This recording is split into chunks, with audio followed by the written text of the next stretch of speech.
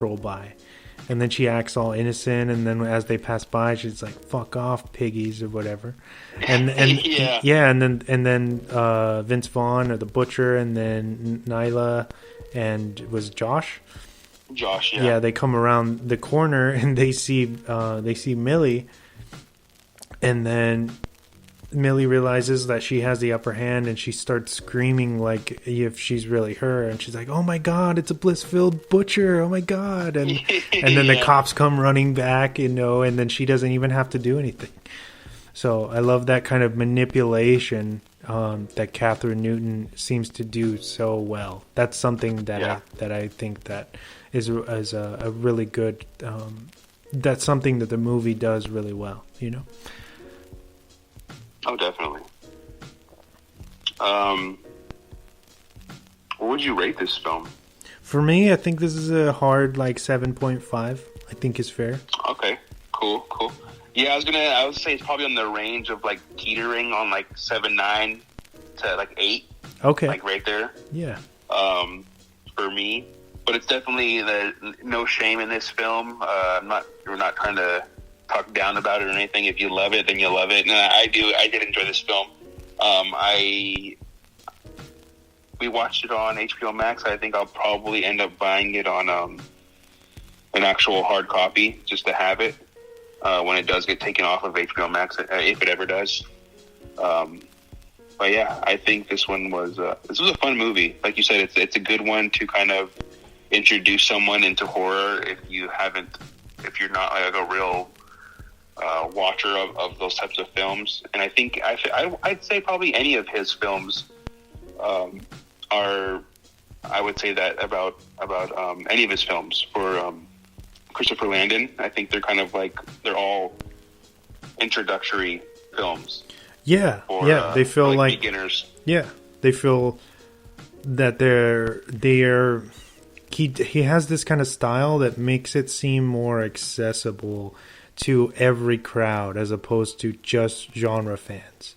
And I'm not sure how it doesn't lean too hard on the horror or the comedy. It's got a really good blend of both. Yeah, and I think that's why his Happy Death Day films have been so successful, because people will go that aren't really horror fans will go support it.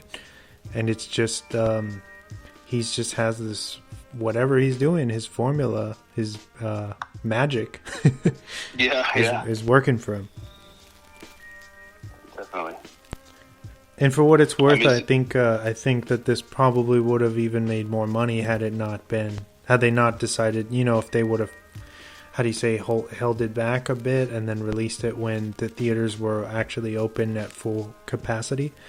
Probably would have done bigger numbers. But that would have been hard to hold on to a movie for that long, though. Because then you start losing money, and then you become James Bond. No Time to Die.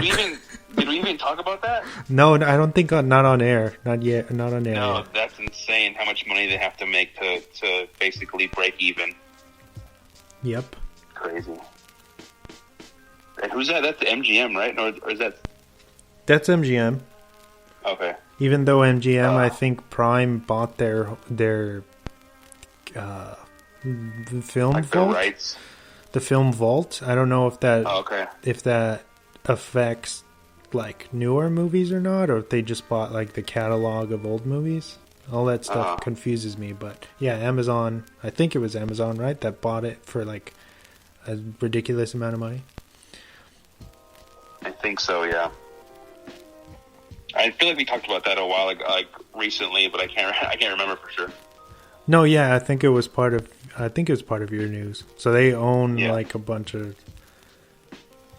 stuff, which is insane. But anyways, yeah, I think I do agree with you though that if they would have waited, or if they would have been able to release it, after, like you said, theaters started opening back up again, I think they would have made more than enough to guarantee a sequel or whatever if they were going to plan to do one. Absolutely. Is there any swan effects on this one? Actually, when I was looking through them, they were all kind of just things that you see in the film. Okay. So the one and only for this is the first working title for the project was actually called Killer Body. Huh. Okay. So it went Killer Body, Freaky Friday the 13th, then chopped down to just Freaky, which is interesting. I don't know how I feel about. I feel like I like Freaky better than Killer. Killer Body seems too on the nose, right? Yeah. It seems kind of like, I don't know. That's like I don't know. To me, it's like, that's kind of like a boring title that like has no thought behind it. I don't know. Kind of. Freaky sounds better. It definitely sounds better. You know what's funny is that the movie is called just Freaky, but they still keep the title card in there. When Vince Vaughn wakes up, it like flashes across the screen, Freaky Friday the 13th. So it's like they left it in there. They left their title. Yeah. They're like, we're gonna keep it in here some way. It's hilarious. So like, oh yeah, we're definitely getting sued after this. Yeah. Jason Blum's like, fuck it, leave it in. So who owns Universal? Don't they? I think they just are independently owned, right? Like they own themselves. I don't think. Okay. I think they are. Like Blumhouse is under Universal. Yeah. Yeah. I don't. I was just curious as to why it was on HBO Max. They probably had they're probably like leasing it or something. You know why? It's because people forget that HBO Max is still HBO has like their separate stuff that they put on under HBO, and then the Warner Brothers has like their source material. So you'll have that's right. Yeah, you'll have things that they're added on. So like say they're showing Freaky on HBO on rotation, it'll be available on HBO Max. But whenever HBO takes it off of like when they're not showing it on their stations anymore, they'll take it down. Does that make sense? Mm-hmm. Yeah, no, I gotcha. It's pretty straightforward. Pretty straightforward film, and I did enjoy it though. Yeah, it's the kind of how do you say, like race against time. They have till like midnight, or they're each stuck in each other's bodies, and of course the butcher doesn't mind being stuck in Millie's body because now he's like a chameleon and has a like new lease on life, similar to kind of like what Chucky was doing in the first trilogy, where he was trying to get into a little kid's body so he could like grow up again or whatever. So it's pretty evil when you think about it like that. Yeah. Get a whole nother 50 years to kill people. Right? Oh, man. That's gross. Speaking of Chucky, next month will be the premiere of the new show. Oh, yeah, that's right. That's right. Are you excited for that? Yeah, I hope it's good. They're supposedly leaning more towards going back to the tone of Child's Play 2. And you know me, man, that's like my favorite one. So that's pretty exciting. Oh, yeah. Pretty exciting. We were watching that the other day. Jordan was on like a really like a Chucky kick for a week or two, which was pretty crazy. And I forget which one. Which one is the one where he kills the teacher? The first one, right? No, that's 2. Where he kills her with like a ruler. Yeah, when he's like, "You've been very naughty, Miss Catterwell." Yeah. Oh man! The other day he was walking around with the ruler, and he's like, "Look, Dad, I'm Chucky." I was like, "No, Jordan, stop." Oh man. Oh, I wanted to ask you before I forget. What did Jordan think of Freaky? Did he enjoy it? Yeah, he liked it. He thought it was cool. Nice. I know he's a big fan of Happy Death Day, right? Yeah, he loves it. He's gonna be the baby killer for Halloween. He got the mask and everything. He's like, "Dad, we gotta go to Target. We gotta go buy a black sweater, and I need some new shoes so I can run around in." Wow. He's going all out. He loves that movie. He's it's pretty cool that he wanted to be him. So, my son wants to be a serial killer. Yeah. What if it's so funny because that's like such an obscure kind of character for him to be like, that's what I want to be for Halloween. Yeah, that's awesome. So random, but yeah, it's really cool. It's cool to see him understand movies and kind of how the way movies work. Yeah, because I was telling you about the Hellboy one with a more recent one, and you see at the end, right? Yeah, at the end when you can see Abe Sapien, his hand kind of pops up, and he's like, "Dad, that means they're gonna make a second one." Yeah. I'm like, "Oh, you understand cliffhangers." It's pretty cool. Yeah. Oh, guess what, dude? I was so bummed out. Alyssa didn't know who Pauly Shore was. This whole time? Yeah. We were talking about Big Ed, the guy from 90 Day Fiancé. Uh-huh. And I was like, oh, I see him randomly on Instagram or whatever, and he's hanging out with Pauly Shore. I'm like, oh, yeah, Big Ed was hanging out with Pauly Shore. She's like, who's that? I'm like, Pauly Shore, Encino Man? I'm like, in the army now? Like, started naming all these movies, and she's like, no. I'm like, son-in-law?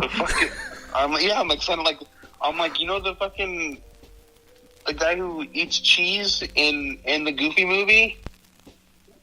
And she's like, no. I'm like, and I showed her a picture. She's like, oh yeah, he kind of looks familiar. I was like, no. Wow, that's crazy. He didn't wheeze the juice. She was like, this comedy's too white for me.